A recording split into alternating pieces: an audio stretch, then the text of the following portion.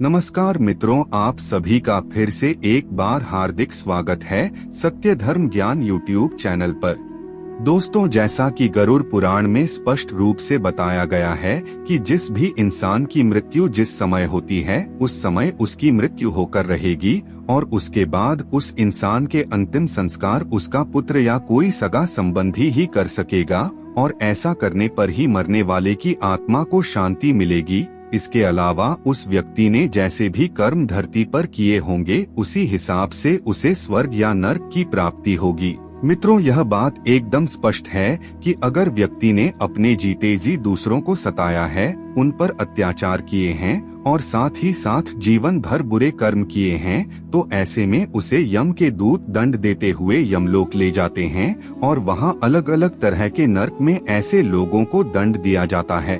वहीं दूसरी तरफ अगर व्यक्ति ने मनुष्य योनि में बहुत अच्छे कर्म किए हैं, जैसे माता पिता की सेवा करना, हमेशा दूसरों की भलाई सोचना और कभी किसी के साथ धोखा नहीं करना, तो ऐसे लोगों के जीव स्वर्ग में जाकर के सुख भोगते हैं। लेकिन इन सब के अलावा गरुड़ पुराण में बहुत ही रहस्यमयी जानकारी प्रेतों के बारे में बताई गई है, क्योंकि जीते जी इंसान कुछ कर्म ऐसे भी करता है जिसकी वजह से उसे बहुत समय तक प्रेत योनि में ही भटकना पड़ता है। लेकिन आपके मन में कभी न कभी यह सवाल जरूर उठा होगा कि आखिर यह प्रेत होते क्या हैं, किन पापों के चलते मनुष्य मरने के बाद प्रेत योनि में भटकता है। और आज हम इस वीडियो में इसी विषय पर चर्चा करने वाले हैं, इसीलिए आप हमारे इस वीडियो में अंत तक जरूर बने रहिए। आइए सब मिलकर जानते हैं। लेकिन मित्रों, वीडियो में आगे बढ़ने से पहले आप सभी दर्शकों से एक छोटा सा निवेदन करना चाहेंगे। अगर आप चैनल पर पहली बार आए हैं तो चैनल को सब्सक्राइब जरूर कर लीजिए, ताकि आपको रोजाना ऐसे ही शास्त्रों में वर्णित जानकारियाँ मिलती रहे।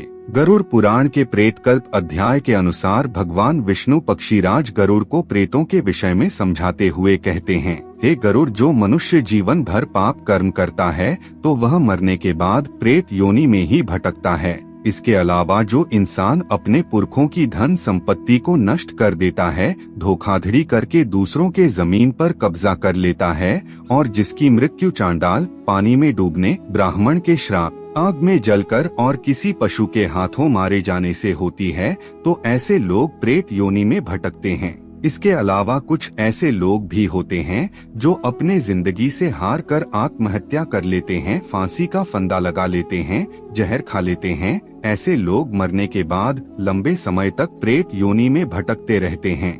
जिन लोगों की मृत्यु समय से पहले यानी कि अकाल मृत्यु हो जाती है, जैसे कि सांप के काट लेने से, आकाशीय बिजली गिरने से, पानी में बह जाने से और चोर या किसी डकैती के हाथों मारे जाने से, ऐसे लोग भी बहुत लंबे समय तक प्रेत योनि में भटकते रहते हैं।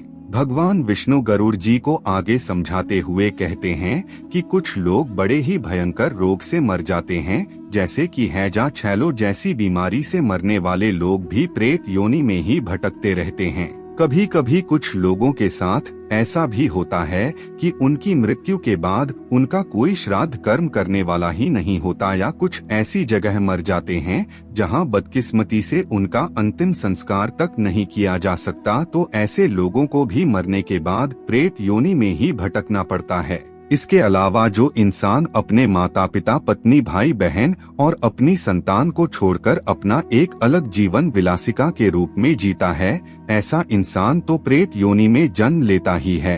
और साथ ही जो कुलद्रोही है, विश्वासघाती है, जिसने गौ हत्या की है, जो हमेशा अपने परिवार को छोड़कर दूसरी स्त्रियों के साथ शराब पीता है और समय व्यतीत करता है, तो ऐसे लोगों को प्रेत योनि में जाने से कोई भी नहीं रोक सकता। इसके अलावा कुछ और भी ऐसे पाप हैं जिन्हें करने से जीव प्रेत योनि में भटकता रहता है, जैसे जिसने छल से किसी दूसरे के धन को छीन लिया हो या किसी स्त्री का अपहरण किया हो। जो इंसान केवल अपने परिवार को पालने के लिए बिना कुछ सोचे समझे दिन रात पाप कर्म करता हो, ऐसा जीव भी प्रेत योनि में ही भटकेगी। गरुड़ पुराण में प्रेतों के बारे में बताते हुए श्री हरि विष्णु जी कहते हैं कि जिस इंसान का कर्म बिल्कुल माफी के लायक नहीं होता, उसका जन्म प्रेत योनि में ही होता है। और वह कई वर्षों तक बिना शरीर के प्रेत योनि में भूखा प्यासा भटकता रहता है और साथ ही वह प्रेत बनकर खुद तो कष्ट भोगता ही है, साथ ही अपने परिवार को भी कष्ट में डाल देता है।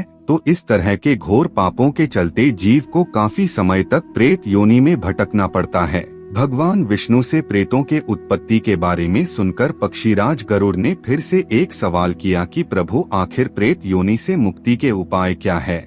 ऐसा क्या करना चाहिए जिससे मरने वाले व्यक्ति को प्रेत योनि ना प्राप्त हो? इस पर भगवान विष्णु गरुड़ जी से कहते हैं, हे पक्षीराज गरुड़, सबसे सरल उपाय यह है कि जो व्यक्ति मर गया हो और उसका अंतिम संस्कार जो कोई भी कर रहा हो, खास तौर से उसके पुत्र को प्रेत घट दान करना चाहिए, जिसके लिए उसे एक सोने का घड़ा बनवाकर उसे दूध और घी से भरकर ब्रह्मा, विष्णु और महेश का ध्यान करके उसकी पूजा करे, उसकी और उस घड़े को ब्राह्मण को दान कर दे। साथ ही साथ इस बात का भी खास ध्यान रखना चाहिए कि व्यक्ति की मृत्यु के बाद उसके मृत शरीर को गोबर से लिपी हुई जमीन पर ही रखना चाहिए और उस मृत शरीर के नीचे थोड़ी सी कुशाक और तिल भी रख देनी चाहिए। गरुड़ पुराण में बताया गया है कि ऐसा करने से उस मृत व्यक्ति की आत्मा को प्रेत योनि में नहीं भटकना पड़ता, बल्कि उसे सीधा स्वर्ग की प्राप्ति हो जाती है।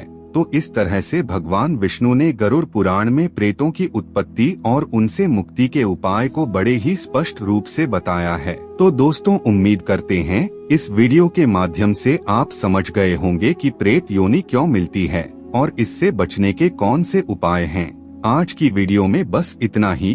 आपको हमारी जानकारी कैसी लगी आप हमें कमेंट में जरूर बताएं और अपने दोस्तों के साथ भी शेयर जरूर करें। फिर मिलते हैं किसी नए जानकारी के साथ, तब तक के लिए धन्यवाद।